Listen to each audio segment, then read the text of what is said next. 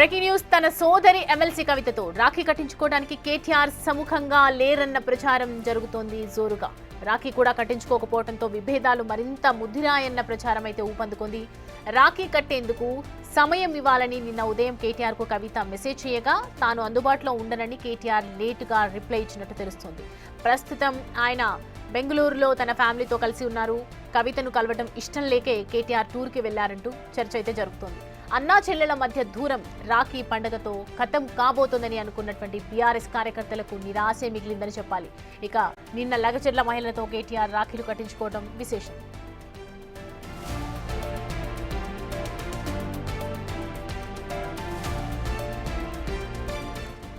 దీనిపై పూర్తి అప్డేట్స్ అందించడానికి మా అసోసియేట్ ఇన్పుట్ ఎడిటర్ నగేష్ అందుబాటులో ఉన్నారు. మనకి నగేష్, ఎలా చూడాలి ఇప్పుడు? కేటీఆర్ రాఖీ కట్టించుకోవట్లేదు, నిన్న లగచెర్ల మహిళలతో కట్టించుకున్నారు. ఇవాళ సొంత చెల్లి ఎప్పుడు మిస్ కాకుండా కవితని మిస్ చేసుకోవడం, ఈరోజు రాఖీ కట్టించుకోపోవడం ఎలా చూడొచ్చు అంటారు? ఖచ్చితంగా అన్నా చెల్లెల బంధానికి ప్రతీక అనేది రాఖీ పండుగ. ప్రతి సంవత్సరం కూడా, అంటే లాస్ట్ ఇయర్ వరకు కూడా కవిత తన అన్న కేటీఆర్ కి కంటిన్యూగా రాఖీ కట్టుతూ వస్తుంది. కానీ ఇవాళ రాఖీ అన్నకు కట్టలేదు, తను రాఖీ కట్టడానికి వస్తానని చెప్పి నిన్న మెసేజ్ ఇచ్చింది. కానీ కేటీఆర్ తాను తన ఫ్యామిలీతో బెంగళూరు వెళ్ళినట్టుగా తెలుస్తుంది. తన చెల్లెలు కవితతో రాఖీ కట్టించుకోవడం ఇష్టం లేకనే వెళ్ళినట్టుగా సమాచారం. ఇదే విషయం పైన కూడా బీఆర్ఎస్ వర్గాల్లో కూడా గుసగుసలు వినిపిస్తున్నాయి. ఎందుకంటే కవిత ఈ మధ్య డైరెక్ట్ గానే తన అన్న కేటీఆర్ ని టార్గెట్ చేస్తుంది. జగదీష్ రెడ్డి విషయంలో కావచ్చు, మిగతా విషయంలో కూడా డైరెక్ట్ గానే వెనుక ఒక పెద్ద నేత ఉండి తనని టార్గెట్ చేస్తున్నారు. కనీసం ఆడపిల్లను ఆడ మనిషిని అన్న భావన లేకుండా కూడా ఇష్టం వచ్చిన రీతిలో కామెంట్ చేపిస్తున్నారు. వాళ్ళ వెనుక ఉన్నది పెద్ద నేత బీఆర్ఎస్ అని చెప్పి డైరెక్ట్ గానే కామెంట్ చేస్తుంది. కేసీఆర్ ని, తన తండ్రి కేసీఆర్ ను పక్కన పెట్టి పెద్ద నేత అన్న విషయంలో వర్కింగ్ ప్రెసిడెంట్ కేటీఆర్ ని టార్గెట్ చేస్తుంది. ఈ క్రమంలోనే బంధం విడిపోయినట్టుగా మనకు అర్థమవుతుంది. తన సొంత చెల్లెలు కవిత ఖచ్చితంగా రాఖీ కడతారని చెప్పి లాస్ట్ వీక్ సండే రోజు కూడా మీడియా ప్రెస్ మీట్ లో అడిగిన ప్రశ్న కూడా చెప్పింది. రాజకీయాలు వేరు, మిగతా విషయాలు వేరు, బంధం వేరు అనేది కూడా క్లియర్ గా కవిత చెప్పింది.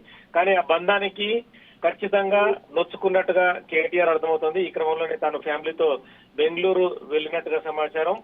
ఎందుకంటే 10 ఏళ్ల బీఆర్ఎస్ ప్రభుత్వంలో కావచ్చు, అంతకుముందు కావచ్చు, అన్నా చెల్లెల బంధం అనేది కేటీఆర్ కవితల్ని మనం రెగ్యులర్ గా మీడియాలో చూస్తుంటాం. కంటిన్యూస్ గా కవిత కేటీఆర్ ఇంటికి వెళ్లి రాఖీ కట్టడం, తదుపరి ఆ వీడియోలన్నీ బయటకు వీడియో చెప్పడం కావచ్చు, ఎక్స్ వేదికగా, ఫేస్బుక్, మిగతా సోషల్ మీడియా వేదిక అన్నా చెల్లెల బంధానికి ప్రతీకగా రాఖీ అని చెప్పుకుంటూ వచ్చారు. కానీ ఇప్పుడు రాజకీయాల్లో ఆధిపత్య ధోరణి కావచ్చు, అంటే పార్టీలో ఉన్న వ్యవహారాలు కావచ్చు, అంతర్గత విభేదాలు కావచ్చు, ఏదైనా సరే పదవుల కోసం ఆరాటం కావచ్చు, మొత్తానికైతే బీఆర్ఎస్ పార్టీ 10 ఏళ్ల ప్రస్థానము ప్రభుత్వం అయిపోయిన తర్వాత ఈ రోజు అన్నా చెల్లెల బంధానికి తెరపడిందని చెప్పొచ్చు. అన్నా చెల్లెల బంధం రాఖీ పండుగ రోజే క్లియర్ గా విడిపోయిందని మనకు అర్థమవుతుంది. మొత్తానికైతే రాజకీయాల్లో ఏది శాశ్వతం కాదు, ఏది ఉన్నతం కాదని కూడా చాలా మంది చెప్తుంటారు. రాజకీయాల్లో శాశ్వతాలు ఎప్పటికీ ఉండవు, కానీ బంధాలు మాత్రం ఎప్పటికీ నిలవాలని చాలా మంది చెప్తుంటారు. కానీ అదే బంధం ఈ రోజు రాజకీయంలో విడిపోయింది. ఆ పార్టీలో అంతర్గత పోర్లు కావచ్చు, పార్టీలో ఆధిపత్య ధోరణి వ్యవహారం కావచ్చు, మొత్తానికైతే పార్టీ అధికారం విడిపోయిన తర్వాత చెల్లెలు కూడా విడిపోయారనే టాక్ బయట వినిపిస్తుంది. మొత్తానికైతే ఈ రోజు రాఖీ పండుగ బీఆర్ఎస్ పార్టీలోనే కాదు, ఇటు జాగృతి నేతల్లో కూడా పెద్ద చర్చకైతే దారితీసింది. Right Nagesh, thanks for the updates.